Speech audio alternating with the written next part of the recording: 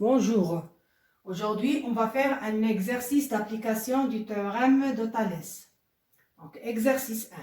Sur la figure ci-dessous, on a les droites ND et CT sont parallèles. Les droites ND et CT sont parallèles. Et on a les mesures suivantes. On a JC, la distance JC est égale à 4,4 cm. Et la distance JT est égale à 6,1 cm. La distance TC est égale à 3,5 cm. Et la distance JT est égale à 12,20 cm. La question, c'est calculer la distance JN et la distance DN. D'accord? Donc, corriger. Donc, on a, d'après l'exercice, on a les hypothèses suivantes. Les points J, T, D sont alignés. J, T, D sont alignés. Et les points J, C, N sont aussi alignés. J, C, N sont alignés.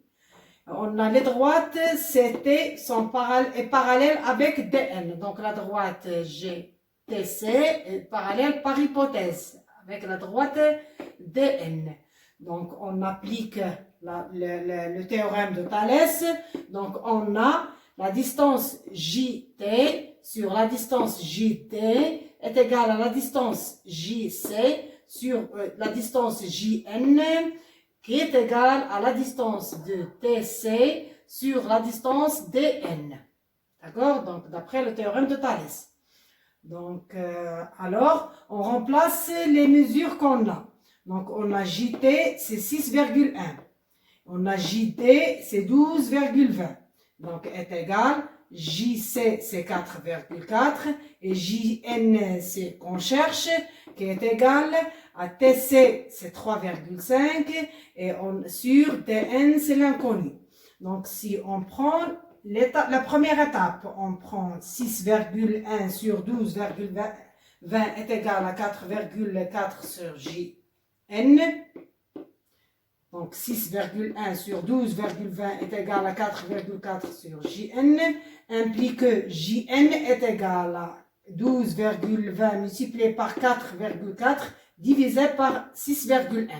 D'accord? Donc JN est égal à 12,20 multiplié par 4,4 sur 6,1. D'après la calculatrice, on trouve est égal à 8,8 cm.